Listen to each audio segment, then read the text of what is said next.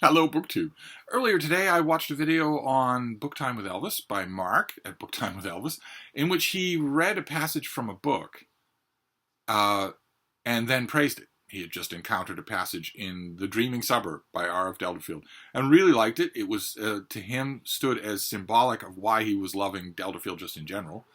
It was a terrific BookTube video, really. It was sort of a signpost video of the kind of thing we do here, where we're really just...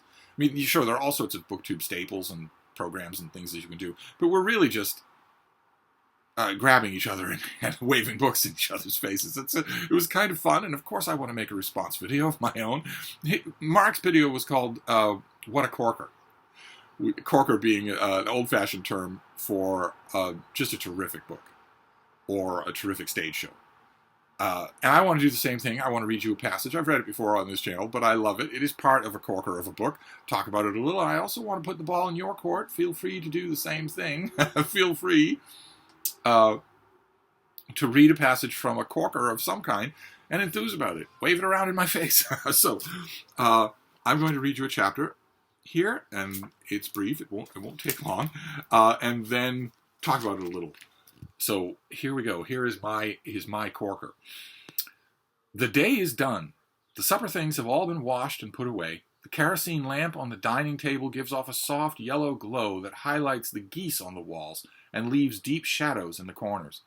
In the fireplace, an oak fire is quietly burning, which, together with the lamp, radiates enough heat to keep the low-ceilinged living room reasonably warm. We sit by the fire and talk tonight about nothing very serious. We feel comfortably tired after our exertions of the day, comfortably fed, and comfortably warm.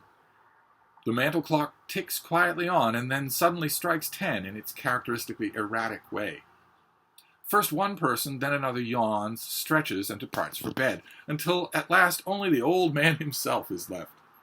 Finally, even he gets up from his chair, takes his last weather observation, checks up on the kitchen stove, and puts out the lamps. Being the last to go, he can enjoy the luxury of leisurely undressing before the warmth of the dying fire. By slowly turning around and around, he thoroughly toasts himself. At last, however, he can procrastinate no longer. He puts up the fire screen, dashes rapidly into his bedroom, and takes the desperate plunge between ice-cold sheets. Through the open living room door, he can see dancing lights and shadows and hear quiet sounds as the fire burns down. From the pantry comes a barely audible scratching, indicating that the pantry mouse is busily engaged in finding himself some supper. Outside, there's a slight rustling as the light breezes stir the cedars, while the sudden barking of a dog suggests that Mr. Fox is bothering someone's chickens. Rest now, little farmhouse. Your flock is safely in bed and sound asleep. Thank you for the wonderfully good times you have given us. Good night. That is from The House on Nauset Marsh by Wyman Richardson. And that is the final chapter.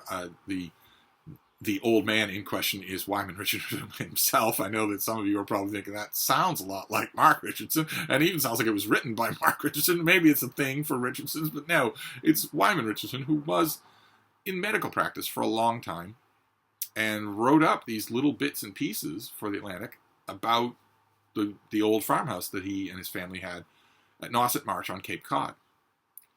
A long time ago. Almost a century ago. More than a century ago. A little more than a century ago. When Cape Cod was very different than what it is now. Now it is a vacation spot for multimillionaires. Or even for ordinary people who go there by the hundreds of thousands every single summer. But then the Cape was largely rural. It was lovely. But it had not yet been found by the tourism industry. There was no such thing as a multi-million-dollar house when Richardson was writing these things. Instead, it was a wonderfully bucolic rural retreat from the cares of the big city usually being Boston. And these essays caught on with Atlantic readers. They loved them, absolutely loved them, as a way to get away from it all, even if they couldn't. They could do it vicariously through the old farmhouse on Nauset Marsh. The book is episodic, obviously, since it's made from all of those different essays. It's observations about the weather, about a really damp fog, famously about a do-nothing day, a sort of phenomenon that very much still exists on Cape Cod, of the do-nothing day. Observations about various birds, including a wonderful chapter on the great horned owl and the way the great horned owl just feels different when you meet their sounds or even themselves out in the wild. And it's utterly delightful. Richardson meant to cast these essays as an invitation into a lost world, even though it wasn't lost when he was writing it. He knew perfectly well that this would be an escape for most of his readers, an escape they would never indulge in personally. They would only do it through these essays. So the whole book ends up being just enchanting, just wonderful, whether you've ever been to Cape Cod or not.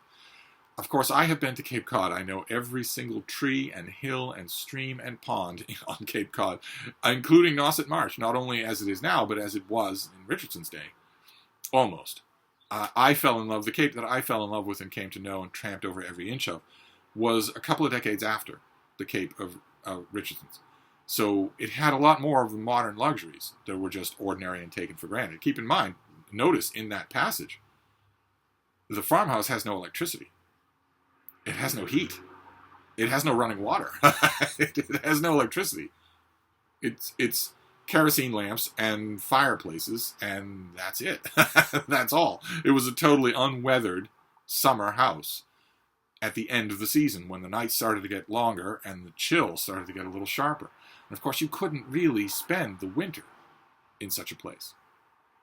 People did. Some people did. But you couldn't really do it. Really, instead what you would do was the annual ritual, I know it quite well, of boarding up, of wrapping up the summer house so that you can make the long, melancholy pilgrimage back to the city, where you do have electricity, and you do have heating, and you do have gas and whatnot. And the house just sort of sits there.